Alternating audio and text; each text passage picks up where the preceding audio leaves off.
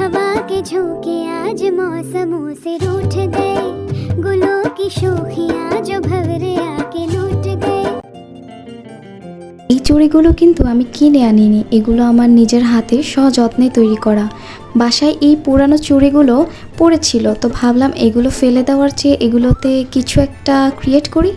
তারপর এরকম কয়েকটা চুড়ি একসাথে গাম দিয়ে লাগিয়ে অ্যাডজাস্ট করে নিয়েছি। এই চুড়িগুলো বানানো খুবই সহজ। এই ভিডিওটাতে আমি একদম সহজ উপায় দেখিয়ে দিচ্ছি, তোমরা নিজেরাও এটা বানাতে পারবে।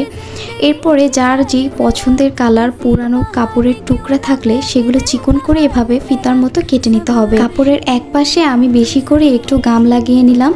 এই গামটা চুড়ির এক পাশে আমি ভালো করে লাগিয়ে দিব যাতে মজবুত থাকে আর ছুটে না আসে কাপড়টা। এভাবে আমাদের পুরানো নষ্ট রং উঠে যাওয়া চুড়িগুলো ফেলে না দিয়ে এভাবে আমরা রিক্রিয়েট করতে পারি।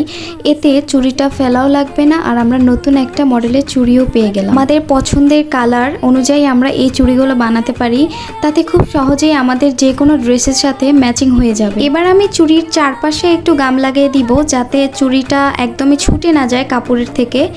এটা না লাগালেও হবে, আমি এরপরে যেই চুড়িগুলো বানিয়েছি এগুলো আমি এরকম এতটা গাম লাগাইনি। কাপড়টা প্রথমে লাগানো এবং লাস্টে এন্ডিংয়ে আটকিয়ে দেওয়ার জন্যই গাম ব্যবহার করলেই হবে, এর বেশি গাম ব্যবহার করার দরকার নেই। এবার আমি আস্তে করে রাউন্ড রাউন্ড করে পুরো চুড়িটা এভাবে কালো কাপড়টা দিয়ে ঢেকে দিব।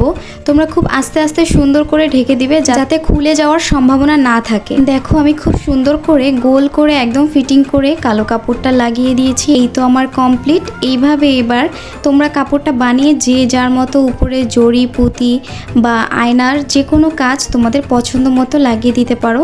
আমি এই চুড়িটার জন্য এরকম হোয়াইট কালারের কিছু পাথর গুছিয়েছি যেগুলো লাগিয়ে দিব। এভাবে আমি রাউন্ড রাউন্ড করে লাগিয়ে নিয়েছি, তোমরা যে যার পছন্দ মতো লাগিয়ে নিবে। আমার বানানো চুড়িগুলো তোমাদের কাছে কেমন লাগলো অবশ্যই কমেন্টে জানাবে। সবাই ভালো থাকবে, আল্লাহ হাফেজ, টাটা।